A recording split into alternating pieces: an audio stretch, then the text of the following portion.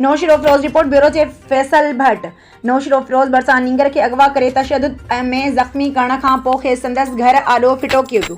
ख़बर मूजिबि नौशरो फिरोज ॿाहिरां बहरिया कॉलेज भरिसां झूपड़ियुनि में रहंदड़ मौसूम नींगर हुबदार शेख खे कुझु माण्हू अगवा करे विया ऐं संदनि मथां सख़्तु तशद्दुद करे पोइ खेसि घर आॾो फिटी करे विया। नींगर हुबदार शेख जी माउ ज़ख्मी पुट साण करे प्रेस क्लब नौशरो फिरोज आॾो एहतजाज कयो ऐं हिन ॿुधायो त मुंहिंजे पुट खे अकरम शेख मुश्ताक शेख अगवा करे बदतरीन तशद्दुद जो निशानो बणाइण खां पोइ घर आॾो फिटो करे विया। बेहोश जे दौरान सबबि असां अस्पताल वियासीं पर उते इलाज न कयो वियो ऐं ग़रीब सम्झी धिकारियो वियो। हिन तशद्दुद में मुलविस जवाबदारनि जी गिरफ़्तारी ऐं सही इलाज करण जो मुतालबो कयो।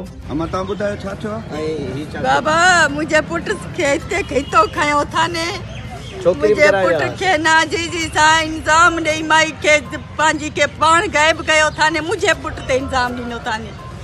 हितां अली खान खणायो अली खान जे पुट इहो उबदार खणायो रमज़ान हेॾो अकरम जे पुट मुस्तू हिननि सां गॾिजी ना पुलिस में केस को भी दाखिल न थी करे जाते छोकरो जाते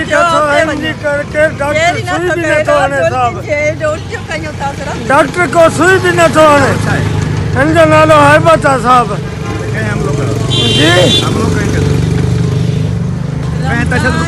रमज़ान अली खान ऐं हुबदार ऐं अकरम ऐं मुश्ताक किथां जा हिते नशारे बैठो है वो को मेरा पुर बैठा हिते गॾिजी असां हिते नशारे में कयो था।